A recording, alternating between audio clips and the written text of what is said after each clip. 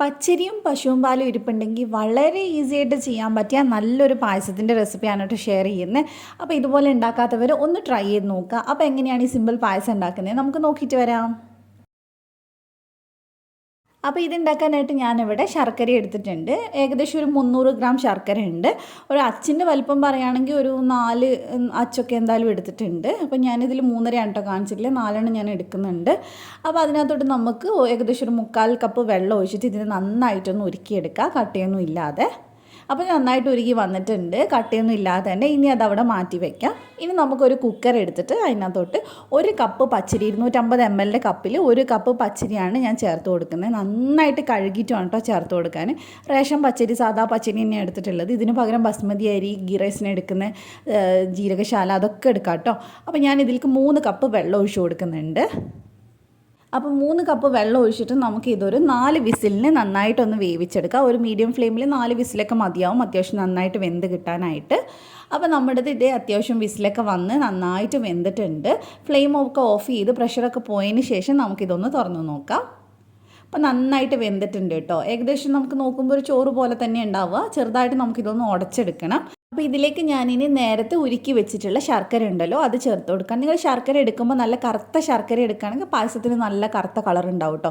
എൻ്റെത് അത്ര കറുത്ത ശർക്കര അല്ല, അപ്പോൾ അതുകൊണ്ടാണ് കളർ കുറവ്. അപ്പോൾ ഞാനിത് മുഴുവനായിട്ട് ഒഴിച്ചു കൊടുത്തിട്ടുണ്ട്.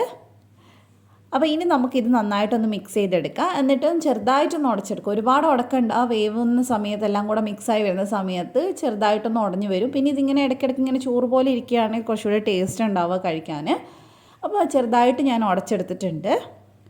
ഇനി ഇതിനകത്തോട്ട് ഞാൻ 1 കപ്പും കൂടെ വെള്ളം ഒഴിച്ച് കൊടുക്കുന്നുണ്ട്. കാരണം വെള്ളം കുറച്ച് കുറവാണ്. നമുക്കിത് കുറച്ചും കൂടി ഒന്ന് തിളപ്പിച്ചൊന്ന് മിക്സ് ചെയ്യണം. പിന്നെ ഇതിലേക്ക് ഒരു 1/4 ടീസ്പൂണ് ഉപ്പ് ചേർത്തിട്ടുണ്ട്, മധുരം ബാലൻസ് ആവാനാണ്. അപ്പോൾ ഇത് തിളച്ച് തുടങ്ങുന്നുണ്ട്. ഈ സമയത്ത് നമുക്ക് ഇതിനകത്തോട്ട് 1 ടീസ്പൂൺ ഏലക്കാപ്പൊടി ചേർത്ത് കൊടുക്കുക. എന്നിട്ട് എല്ലാം കൂടെ നന്നായിട്ടൊന്ന് മിക്സ് ചെയ്തെടുക്കുക. അപ്പോൾ ചെറുതായിട്ടെല്ലാം കൂടെ മിക്സായി ഒന്ന് കുറുകി വരുന്നുണ്ട്. ഈ സമയത്താണ് നമ്മൾ പശുവിൻ പാൽ ചേർത്ത് കൊടുക്കുന്നത്.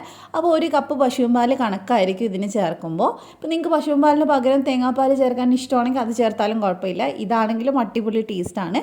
അപ്പോൾ എല്ലാം കൂടെ നന്നായിട്ട് മിക്സ് ചെയ്യുക. ഇനി നമ്മൾ ഇതിൻ്റെ കൂടെ തന്നെ 1 കപ്പ് ഫ്രഷായിട്ട് ചിരകിയെടുത്തിട്ടുള്ള തേങ്ങയും കൂടെ ചേർത്ത് കൊടുക്കുന്നുണ്ട്. തേങ്ങ കുറേ നേരം വേവിക്കേണ്ട ആവശ്യമൊന്നുമില്ല. എല്ലാം കൂടെ നന്നായിട്ട് മിക്സ് ചെയ്യുക. ജസ്റ്റ് ഇനി ഒരു 1-1.5 മിനിറ്റ് ഒന്ന് തിളപ്പിച്ചെടുത്താൽ മതി, അത്രയും വേണ്ടുള്ളൂ. ഇപ്പോൾ നന്നായിട്ട് മിക്സായി ഇതൊന്ന് ചെറുതായിട്ട് കുറുകി വന്നിട്ട് ഈ ഒരു പരുവം മതി. കുറച്ച് കഴിയുമ്പോൾ ഒന്നുകൂടെ കുറുകും. ഫ്ലെയിം ഓഫ് ചെയ്തതിന് ശേഷം ഇനി നമുക്ക് കുറച്ചൊന്ന് നെയ്യൊന്ന് ചൂടാക്കി എടുക്കണം. അപ്പോൾ ഞാൻ 2 ടേബിൾ സ്പൂൺ നെയ്യ് ചൂടാക്കുന്നുണ്ട്. ഈ പായസത്തിൽ നെയ്യ് കൂടുതൽ നിൽക്കുന്നതാണ് കുറച്ചുകൂടെ ടേസ്റ്റ് ഉണ്ടാവുക. അത് ചൂടാകുമ്പോൾ അതിനകത്തോട്ട് നമുക്ക് ഒരു പിടി അണ്ടിപ്പരിപ്പും അതുപോലെ തന്നെ കുറച്ച് ഉണക്കമുന്തിരിയും ചേർത്ത് കൊടുക്കുക. അണ്ടിപ്പരിപ്പ് ഒന്ന് ഫ്രൈ ആയി വരുമ്പോൾ ചേർത്ത് കൊടുത്താൽ മതി. അപ്പോൾ ഉണക്കമുന്തിരി ഞാൻ ബ്ലാക്കും അതുപോലെ തന്നെ ഗ്രീനും ചേർത്തിട്ടുണ്ട്. നന്നായിട്ട് ഫ്രൈ ആക്കിയതിന് ശേഷം നമുക്കിതെടുത്തിട്ട് പായസത്തിനകത്തോടെ ഒഴിച്ചു കൊടുക്കാം. വളരെ സിമ്പിളായിട്ട് ചെയ്യാൻ ചിലരെങ്കിലും ചെയ്യാറുണ്ടാവും. ചെയ്യാത്തവർ ഇതുപോലെ ഒന്ന് ട്രൈ ചെയ്ത് നോക്കുക. നല്ല ടേസ്റ്റാണ്, പെട്ടെന്ന് ഉണ്ടാക്കാനും പറ്റും നമുക്ക്. അപ്പോൾ നിങ്ങൾക്ക് റെസിപ്പി ഇഷ്ടമായിട്ടുണ്ടെങ്കിൽ ധ്യാൻസ് കണ്ണൂർ കിച്ചൻ സബ്സ്ക്രൈബ് ചെയ്യണം. ഫേസ്ബുക്കിലാണ് കാണുന്നെങ്കിൽ പേജ് ഒന്ന് ഫോളോ ചെയ്യുക. അടിപൊളി റെസിപ്പീസ് നമ്മൾ എന്നും ഷെയർ ചെയ്യുന്നുണ്ട്. അപ്പോൾ അത് നമ്മുടെ പായസം ഇനി നമുക്ക് സെർവ് ചെയ്യാം. അപ്പോൾ ഇത് ഇത്രയേ ഉള്ളൂ, സിമ്പിളാണ്. നമുക്കിനി മറ്റൊരു നല്ല റെസിപ്പി ആയിട്ട് വീണ്ടും കാണാം. Thank you for watching.